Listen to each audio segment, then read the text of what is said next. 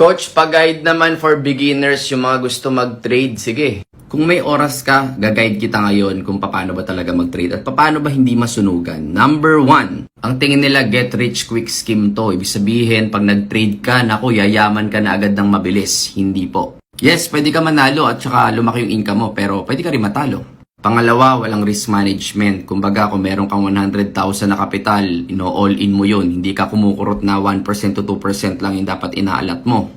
Pangatlo, takot mag-cut loss. Yung tipong umaasa pa sa trade nila na pababa na nga ng pababa. Ayaw pa nilang pigilan yung bleeding. So, yun yung isa. Analysis paralysis yung pang-apat. Ibig sabihin, ang dami mong strategy na inaaral. ICT, harmonics, price action. Di mo na alam kung ano yung sarili mong strategy. So, ligaw na ka na, hindi mo na ma-enter yung trade sa dami ng inaral mo at mentors na pinapakinggan mo. Ako, sarili kong opinion doon, humanap ka ng strategy for you. Okay, yung pasok sa'yo. Pag effective na yun, ulit-ulitin mo lang kasi effective na nga eh. Nagpo-profit ka na doon eh.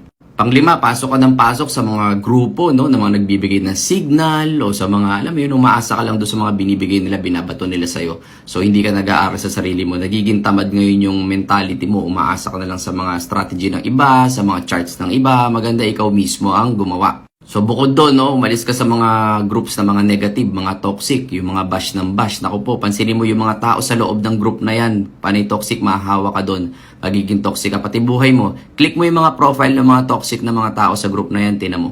Mga, ayoko magsalita. Pang-ani, madami ka masyadong pair na tinitrade, lalo na kung nagsisimula ka lang. Focus ka muna sa 1 or 2. Kung talaga medyo gumagaling ka na, 3 pairs, no? Pag binaster mo kasi yun, yung pairs na yun, doon lang, pwede ka nang kumita eh. Hindi mo kailangan na sobrang dami mong pairs na sunod-sunod, dami-dami mong tinitrade, no?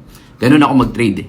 Pang-pito, tinitingnan mo yung mga panalo ng iba. O kaya, nakikita mo, ang lalaki ng panalo namin. Gusto mo maagad ma-achieve yun. So, wag ka mafo-FOMO, wag ka mabibigla na lalaki na kinikita namin. Remember, years of experience bago namin ma-achieve yung ganun. So, ikaw, dahan-dahan, okay lang yung mga maliliit na income muna, palaki ng palaki. Pangwalo, no, yung overtrading na tinatawag. Nakikita mo, puro panalo na nangyari sa'yo. Feeling mo, invincible ka na. Hindi ka na matatalo. Minsan, no, dahil sa overtrade ka na.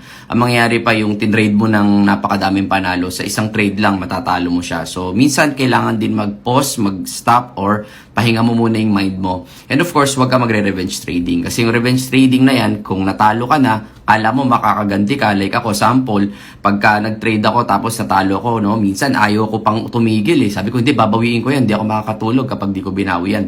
Doon pa nadadali, nagiging doble pa yung nagiging talo ko tuloy. And siguro, cut ko na sa number 9, ito yung look for quality trades. Huwag yung machine gun type na lahat ng trades gusto mong pasukin, no? Baka mamaya madali ka doon. So, mas maganda na sure ball or parang tinatawag nila na sniper yung entry mo. Ibig sabihin, talagang sure na sure ka or headshot yung bato mo, no? So, yun lang muna tayo ngayon. Maraming salamat sa mga umabot ng 3 minutes. God bless.